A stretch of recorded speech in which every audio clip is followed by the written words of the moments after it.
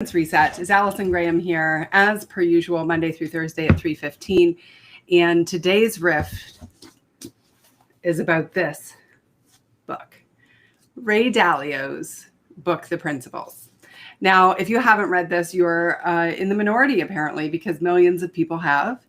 And it is absolutely exceptional. And it's funny, right? I do all these books. Actually, you know what? Tell me how my audio settings are. Are we good? I'm going to just unplug and come back in. One sec.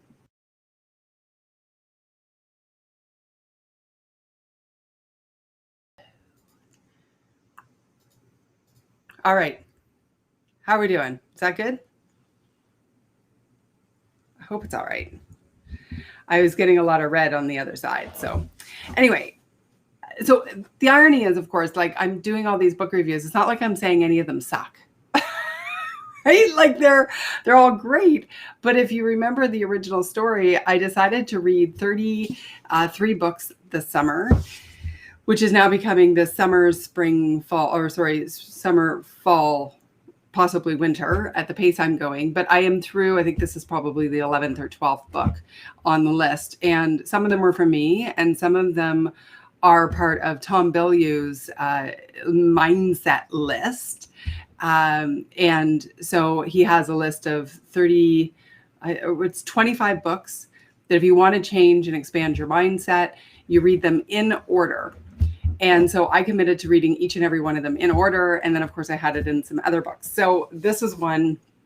And it's funny because there are a lot of books that I probably should have read not from a judgmental perspective, but like, I'm kind of surprised I hadn't read them already because I generally am a pretty good avid reader, but this has really sparked my interest in reading again. So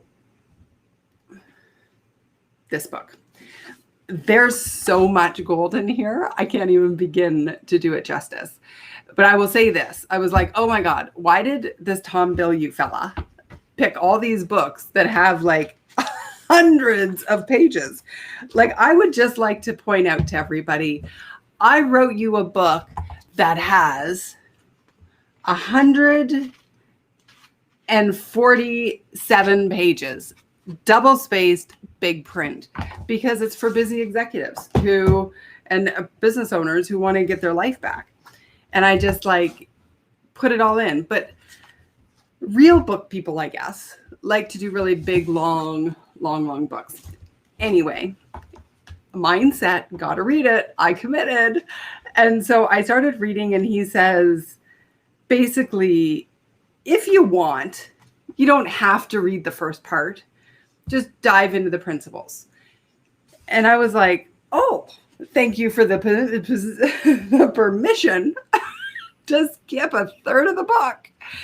And then I'm like, well, I'll just kind of read a chapter, or I'll read a paragraph. And it is probably the most fascinating book. I read the first part, so it's set into 3 sections. So the prelim story, which is the first 124 pages, the principles for life, and then the principles for work. And I read the first 125 pages in one sitting. That's how incredible it is and how intriguing, because he's just like telling these stories of, someone who actually made it to the big times, like full on, like if money was happening, he was probably involved kind of big times. So I've highlighted a whole bunch of passages that I thought I would, like I do in these little book reviews, sort of go through and just give some commentary on them. If you have read this book, let me know in the comments. I'd love to hear your opinion, what you got out of it, what you loved. Greg, thanks. I saw that out of the corner of my eye that you'd let me know when the audio was great. So I'm really good for that. And I'm going to ask you as I read some of these to just think how many of them resonate with you. And at the end, I'm going to share with you a little trick that I came up with that I'm playing with thanks to what he wrote in this book. Okay. So here's the first thing I quoted. I also feared boredom and mediocrity much more than I feared failure. And what's really interesting is most of us will feel failure and slip into boredom and being mediocre. than the other way around. And I found that really interesting how he used that primitive fear of playing safe. And he talks a little bit later about tall poppy syndrome and, our need to belong and all of that and what that does in our subconscious mind. And he used that, identified it, and used it as a driver, which I think was a really, could we do that? How could we do that, actually? I've often, I think one of the things that drives me, and it doesn't mean I've ever reached my potential or even close to it, I think, but I think if there's any fear, it's underliving my potential in my life, right? Like so often, I do these every 4 days a week. And can you imagine my brain? And I was just sitting here thinking all this stuff that I riff about all by myself and nobody ever heard any of it. What a waste, right? Like, I think it's so fun to get to share what you know or what you think. And actually, by the end of this book, you start to realize we don't know anything. We think a lot of things. And, that underliving potential or being mediocre or getting to the end of the life and sort of feeling like I had so much left in the gas tank is probably one of my biggest fears. If I were to dig deeply, I don't know about you, but it just really is something that I've played with in the past, in the future, in the current. And so how do we rise through that? I think is something that really just was the conversation in this book. He said he talks a lot about being okay with being wrong and embracing it. So one of his biggest gifts was that he was able to get over that defensiveness, that amygdala hijacking that sort of puts you into a state of resistance and defensiveness. And I notice that in myself, right? If somebody wants to tell me I've done something wrong or whatever, then I immediately get my back up against the wall. And that, and he explains why that happens. It's legitimately a thing. And although I've, been working on that for a lot of years and trying to get better and better and better, it's still instinctive. And so, one of the principles of solution activation in my book is second response is important, as important as the first, get to the second one first. And so often when that amygdala hijacking takes over is what it's called, when that subconscious brain kicks into gear, he calls it the lower level brain, when it kicks into gear, that's when you've got to recognize it consciously and override the lower level brain, because it just wants to stay comfortable. It doesn't want to play in the big leagues, right? It's no, people like me while I'm here. I like people when I'm here. I'm happy. I know what I'm doing. All of this place to hang out is where our lower level brain wants to live, and it wants to keep us. And our potential is in our higher level brain, or our prefrontal cortex. And nobody's coming to me for any of that kind of information, but it's very fascinating. But how that plays into being, do I want to get it done or do I want to be right as a driver? And I think about so many people who have arguments because they just want to be right. Right. And you make a joke about, why do I have tape on my thing? Because this is my spare one that goes in the car. And when it pops over, it falls. That's why I have tape on that. I probably could have taken that off before I came on air. Anyway, I digress. So yeah, just think about all those I want to be right arguments that relationships have. And it's to what end? Right? So here we are. It is so interesting to me that we think we are not enough and yet further limit ourselves by playing it safe and not going for the brass ring, further playing into our fear of missing out. I know. Why do we do this? Better yet, how do we stop doing it? How do we choose to override that And I think like for me, my whole playground is self-awareness, right? You know that about me. It's like, how can we be compassionately curious about our patterns and our beliefs and what's driving us and how we show up and how we can show up even better. And like, Greg, I think you'd love this book. I mean, it's not as easy a read as mine, just saying, but it is very, very good. So listen to this, like principle wise. Seek out the smartest people who disagree with me so I could try to understand their reasoning.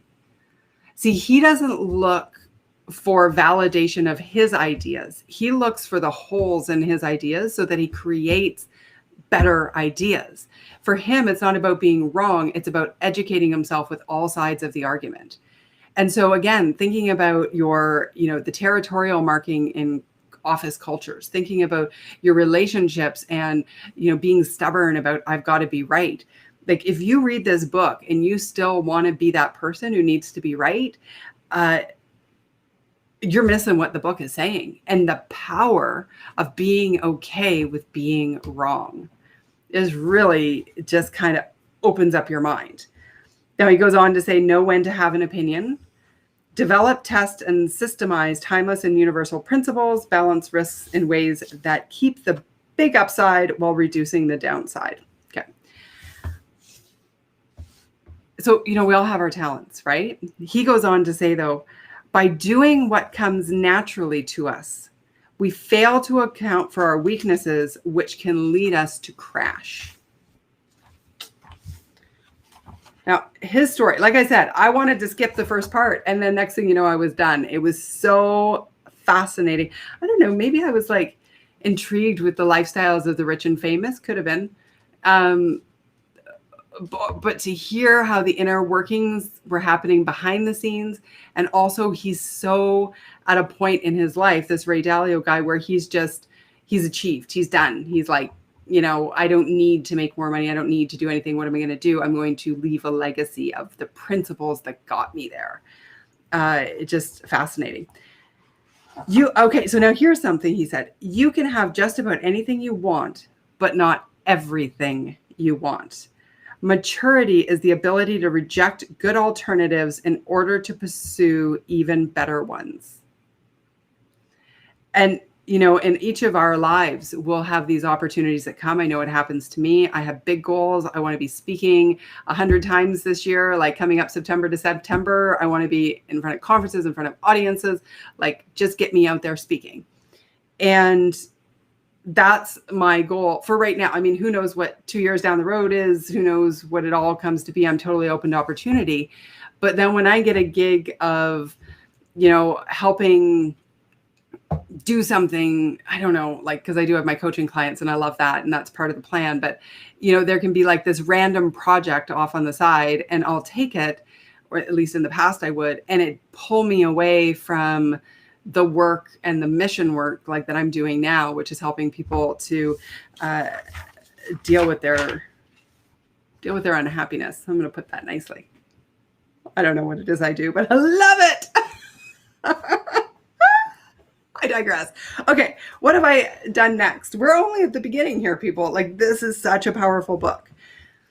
And I think one of the reasons I identify with this guy so much is because he's so committed to the obstacle. And he's so committed. He sees problems not as problems, but as opportunities for learning and getting better answers. And so when we can adopt that, because I've always said, this is part of the resilience part is, whatever, we can't let our obstacles define us. We can't allow all the suckage that's happening around us to be pulling us in a million directions. And just because, this problem is happening, now we're in a bad mood. Right. And like he has this way of just pulling himself back from it and being like, it's okay that there's a problem, because a problem means we're going to learn something and we're going to get a better way to achieve it. So he writes here, the bad times coupled with good reflections provide some of the best lessons, and not just about business, but also about relationships. Put that in your pipe and smoke it. So, often I'll talk about, like, why are we shocked about obstacles that we know are going to continually happen? Why are we not putting in systems that will overcome that obstacle? Right? Invest time today to buy back time tomorrow. And, this Ray Dalio in this book, Principles, is really just setting the stage for it's okay to be really struggling with problems, but we don't emotionally need to struggle with them. We just have to deal with them, which is part of my whole point, right? Tasks do, obstacles solve, adversities heal. If you haven't heard that principle, go watch one of my videos on it, because it is a game changer for your life when you get it and integrate it. Okay. Having a process that ensures problems are brought to the surface and that their root causes are diagnosed assures the continual improvements occur. And so in part of the story here, he's talking about how certain things can really fester. And, I've been in organizations like this, right, whether I've been volunteering or working with them and seeing it from the outside in, where nobody really wants to talk about the elephant in the room, but it's the thing that's dragging the whole team down. And this Ray Dalio, had this situation where his colleagues wrote him a note. I wonder if I can find it. Did I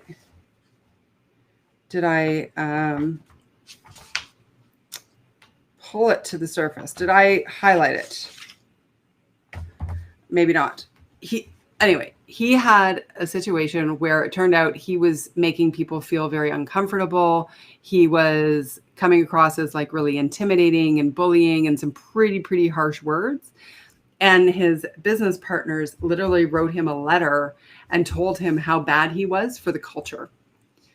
And because he had these principles of radical transparency and being wrong is an opportunity to learn, and I'm going to, surround myself with people who will tell me the truth and be, have a thoughtful disagreement. That's one of his big principles. He was like, okay, tell me what I'm doing wrong. And he had to sit through that horribly uncomfortable conversation in order to actually figure out, how do I create a really great culture? And it was a turning point for him and his interactions with everybody on his team and really understanding it. And I don't know if a lot of us would be that brave to accept willingly a letter from our peers, colleagues, coworkers that says, you suck at X, Y, and Z, and we need you to fix it. And for us to sit there and go, yes, okay, how interesting, tell me more. I feel like that's not how it normally happens, just saying. So, like, brave, right? But when you play with this and you go, oh, me being wrong is actually an opportunity, and you sink into that and you allow your subconscious mind, which you can't control, obviously, but to sink into it and be like, no, it's okay that we're wrong. We can interrupt that amygdala hijacking and that defensiveness so that we can push through and learn and continue to grow. And I'm all about how do we continually get better? God knows I got a long way to go working on it. So have to be open to being wrong and being called out, like, wow. Okay. Tall poppy syndrome. If you're not familiar with that, essentially what it is when it's an Australian term to our friends from Australia who are watching. Thank you. Because the tallest poppies in the field are the ones most likely to have their heads whacked off, is the quote. And if you've ever thought about that, when somebody grows, when somebody starts getting bigger in social media, or they're going up the line in your corporate office, somebody's getting promoted, then it's really, it can be a real fear. And this is back to the fear piece of staying small so you never become that tall poppy. It's a legitimate fear that people are going to start attacking you. And he's like, you got to own that. That's just the way it is. And so that's not your problem. That's just something you're going to need to get through. Okay.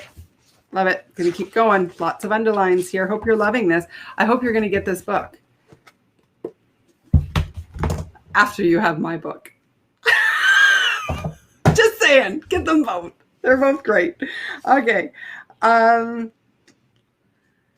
When faced a choice between achieving their goal or pleasing or not disappointing others, they would choose achieving their goal every time. This was in relation to studying very successful people. And most of us would do the opposite. Like the uber successful are like, here's my goal. This is what I'm on to. Get out of my way. I'm going to make it happen. They're going to be polite. They're going to be, or maybe they won't be. It doesn't matter. But they're always got their eyes, and their choices are going to reflect what it is they're working towards. Whereas there are many of us, and I've actually had lots of conversations with people about this sort of thing, where we are really easily off of our priorities knocked off of our priorities for the day, because we're focusing on what other people need or want from us rather than what we need to do to get to our greater goal. That was the difference between people who are mediocre and people who are exceptionally successful. But you know what? How are we defining success? Because if we only define success that you're like Ray Dalio level moneymaker, well, then not many of us are going to be there. But there are a lot of different interpretations of success. But in this situation, he's talking about making money and winning the prize. I wrote, is that true? Policymakers enter their careers as idealists and leave disillusioned. I don't know if there was ever a stronger reason why I chose to get out of the political realm than that. He talks about no one person is more powerful than the system. And right now in my business, I'm actually working on putting a lot of systems into place so that when I have 100 talks, I have the machine and all the work underneath, the foundation set so that everything just works like clockwork. Like, this is the operating procedure for this happens like this.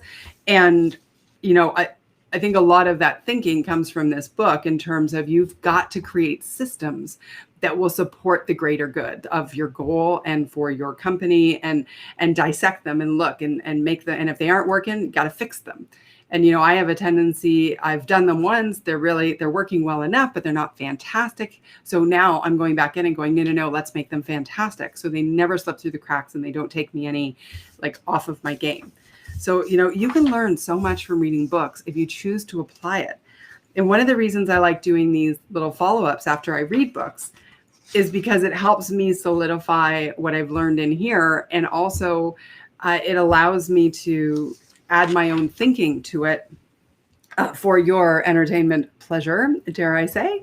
And because we don't want to just think about it and forget about it. I've got Rod chiming in here on the other side. Let me see. Interesting story. I would think conditions need to be a certain way in order for a leader to be open to such truth. Oh my gosh, Rod, could you imagine, if you were the CEO, the founder of a company, and your team said, you're responsible for our really horrible culture, and here's exactly what you do to make it hard. The brave ability to take that on. I've never heard that kind of a story in my experience where somebody's actually not reacted in a negative way to that. And I hope that if leaders are listening to this and they pick this up, they can see, because, when you talk to people and you hear about negative cultures, the truth is it's coming from somewhere, right? It's generally coming from either, if not the top is oblivious to the next level and their approaches, or there'll be one person in the middle of mid-management who's just either in over their heads or hasn't learned a way to empower their team, or they're just trying their absolute best and they don't even know how they come across, how they could be really aloof. That's hard. It's hard. And this guy was able to do that, and he was heading up a multi-billion-dollar company and ended up making so many more. Okay, this is a little bit long to read, but I want to read it because I think it's important because I made a note. So we'll figure out what it is I made a note for. In gaining this perspective, I began to experience painful moments in a radically different way. Instead of feeling frustrated or overwhelmed, I saw pain as nature's reminder that there is something important for me to learn. Encountering pains and figuring out the lessons they were trying to give me became sort of a game to me. Oh, and this is the game I'm trying to play right now in my own life. Remember, I teased that up at the beginning. I was going to share it with you. The more I played it, the better I got at it. The less painful these situations became, and the more rewarding the process of reflecting, developing principles, and then getting rewards for using those principles became. I've learned to love my struggles, which I suppose is a healthy perspective to have, like learning to love exercise, which I haven't managed to do yet. So at least this guy is sharing here his true nature. He doesn't love exercise yet, but you can play a game. Funny enough, exercise is the one thing I have learned to integrate the last 3 months into my life in a really like just automatic way. So we can talk about that another time. All right. I realized that the satisfaction of success doesn't come from achieving your goals, but from struggling well. I wrote struggling well right there in the margin.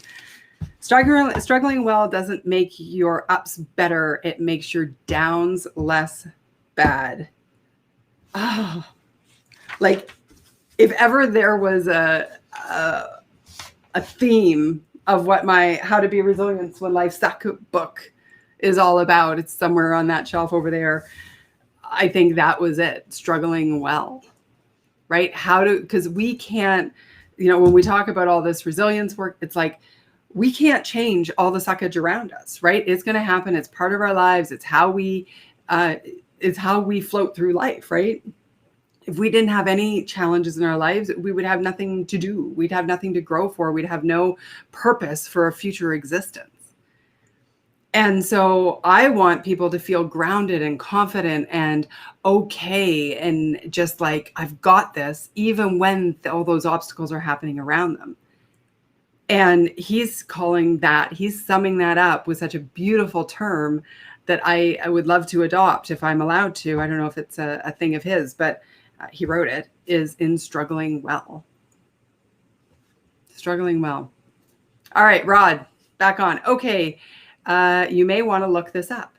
In the 2017 Wall Street Journal, used census data collected either large, very large company, 38%. Hold on, I want to be able to read all this because it goes short. So hold on a second. Get rid of that one. Okay, I'm going to read what he's written here. 24.9% worked for mid-sized companies, 100 to 2,500 people. Not sure how COVID has impacted those numbers, but I'm thinking it'd be easier to have those, hey boss, you suck conversations in a smaller setting. Ooh, oh my gosh. Okay, let's think about this, Rod. This is a great question. Gosh, I wish you were on camera with me and we could debate this. I actually think it's harder in a smaller firm. And here's why. Because a smaller firm is usually led by somebody who is the founder. Like everybody kind of lunches together. There's no separation. There's often I found in working with various different size firms over the years that there's nowhere to move away from a toxic leader except out. And what it takes to get that toxic leader to recognize that can be very, very difficult. However, in larger companies that I've worked with, one of two things happen. Number one, they have systems in place to try to identify and rectify, whether it's the annual review or some sort of a process for disgruntled employees to give feedback anonymously and then have a leader have a tough conversation. They're trained on having tough conversations.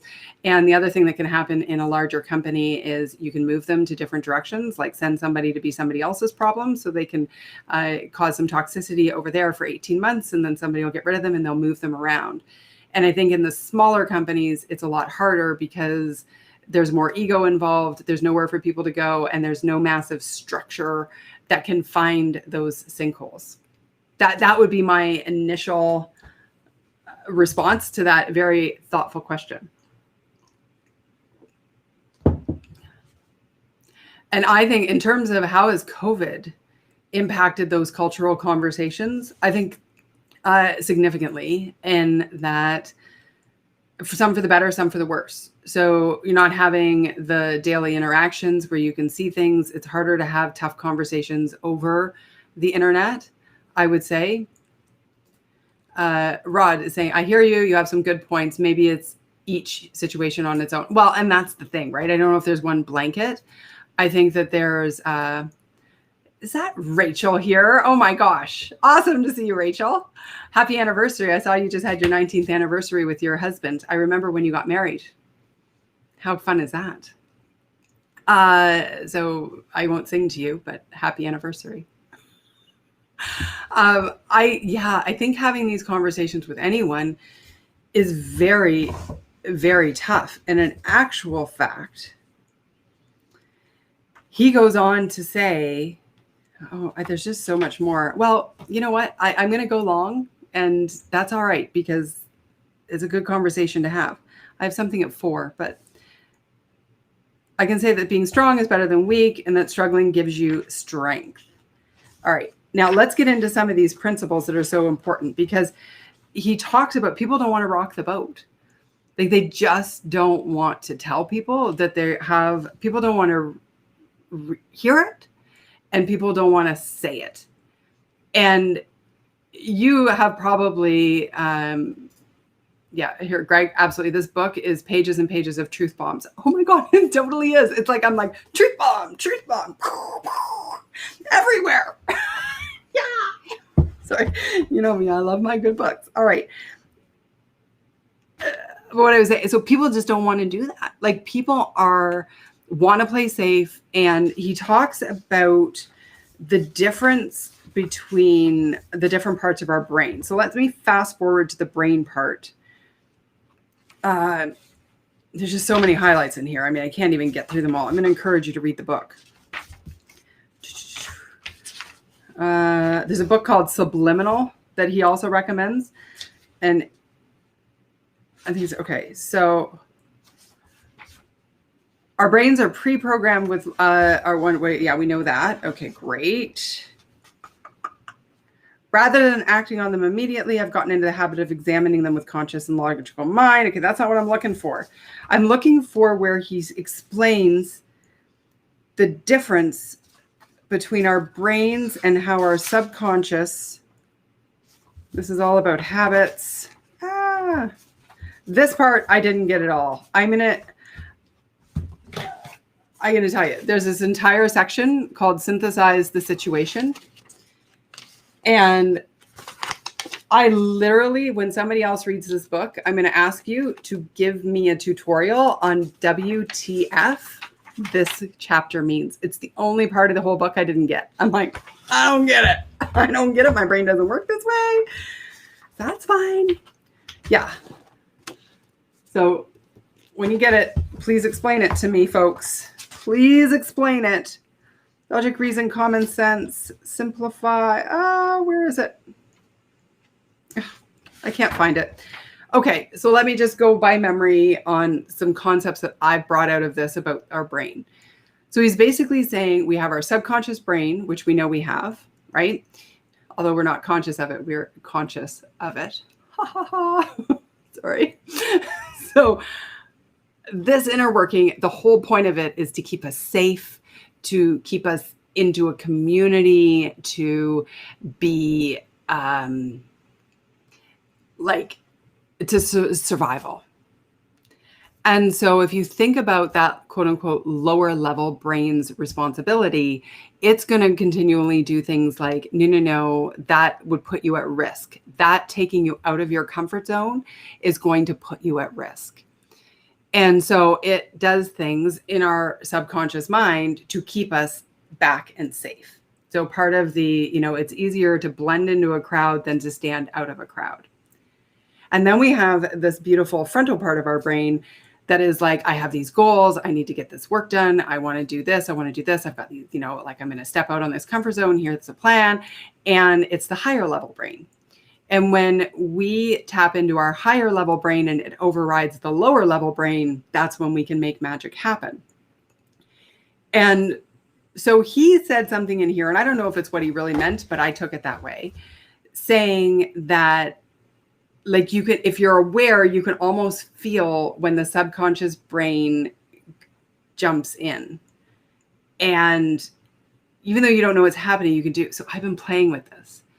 So, I have been fully transparent in my desire or my habit of procrastination, which is something that I have overcome for the most part. And sometimes there are certain projects that still get me riled up, or I still kind of push off or whatever. And I have to use all the tips and tricks and tools in my toolbox that I teach in order to get the thing that I want to get done. And so I started playing with this concept of low brain, high brain, in a time when, so for example, I had planned on getting up really early. I wanted to get this project done. Then it's been it's an invest time today to buy back time tomorrow project. It is one of those things that takes a lot of my brain power.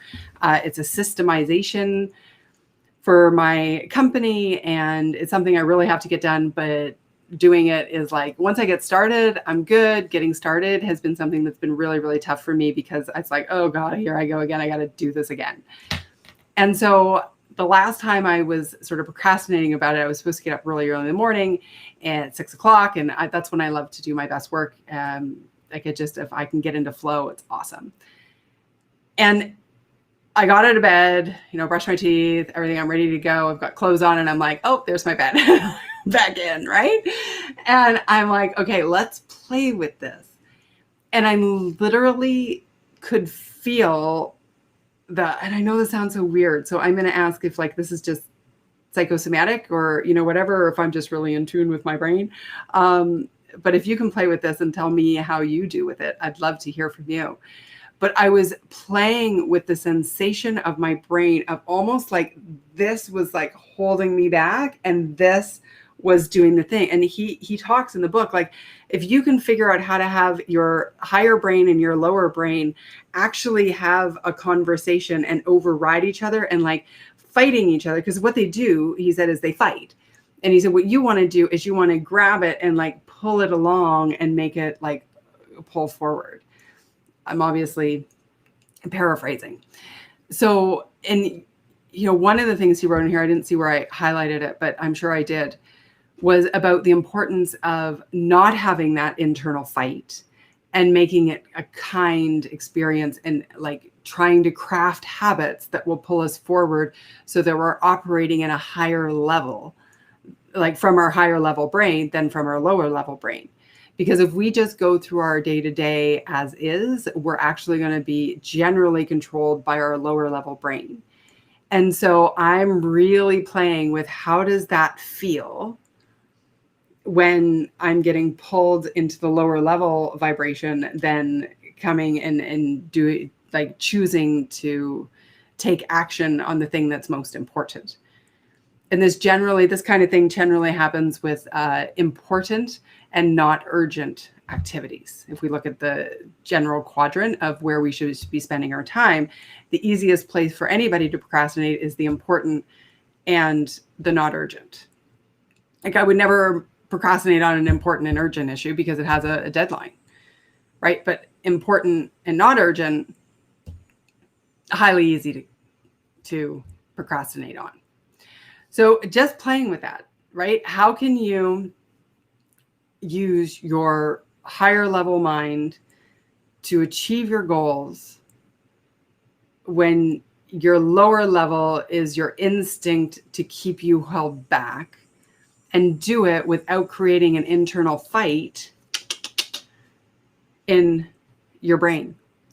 And the way I'm playing with it, like I said, is trying to actually feel the sensations in my brain of where the head is working. I know it sounds really weird, but I think it works because I was playing with it. Yeah. Anyway, I think we'll leave it there. But It is truth bomb after truth bomb after truth bomb, as Greg pointed out, with one random chapter that I do not understand. That's all right. We can't be smart at anything. Oh, look, I got a big yes here with exclamations. Oh, here it is. Look. Train your lower level you with kindness and persistence to build the right habits.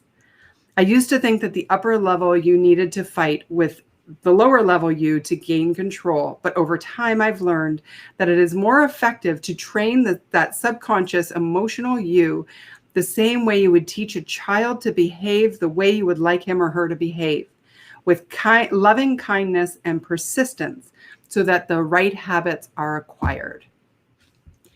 He writes it so eloquently. I hope you enjoyed my synopsis, the way I did it with the brain pull. All right. Write down your 3 most harmful habits. He talks about that. Yeah. Habit is essentially inertia, the strong tendency to keep doing what you've been doing or not doing what you've been doing.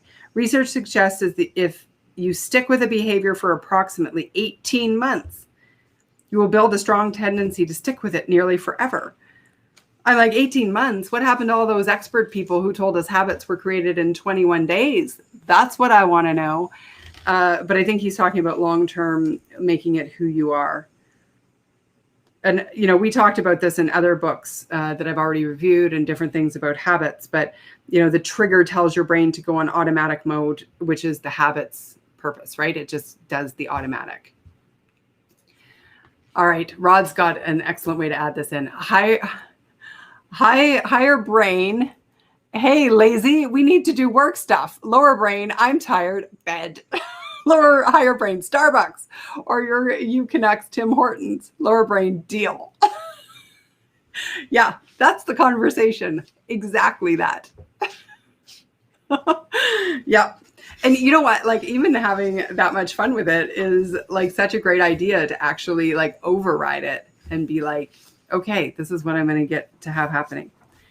Anyway, listen, I'm so grateful you guys are here to share in my learning journey as I go through all this time. Oh, here's another. Look, see what I do sometimes? I put little yes with exclamations and arrows. And I say this. Recognize that the biggest threat to good decision making is harmful emotions. You know how I talk about how we complicate tasks and obstacles by adding unnecessary misplaced emotion to them? I think I'd read this book before I did all my own work. I didn't. Love it. Anyway, there's today's book. Ray Dalio's, me supporting other authors. And don't forget, though, I too am an author. If you want a much easier book, also with a bunch of truth bombs, but not that thick. Anyway, highly recommend. Thanks for being here. Another week of the Resilience Reset has concluded because it is Thursday. Yes, looking at the clock. And I'll be back on Monday. So Monday, Tuesday, Wednesday, Thursday Eastern at 3:15 p.m. I am here. Do a riff. Apparently today's almost 45 minutes. Most days are about 20 minutes to a half an hour, somewhere in there. And I love having each and every one of you here. So please come back, join the chat, and share it with your friends if you think others would respond to this.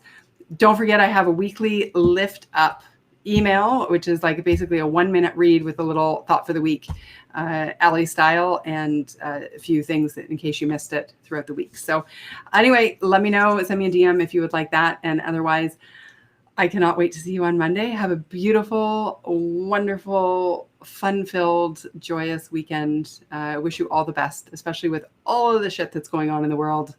We can't control that suckage, but we can choose to be as grounded and peaceful and confident as we can in our little world, our little bubble, no matter what's going on. So until next time, may you stress less, do more, and be happier. Bye for now.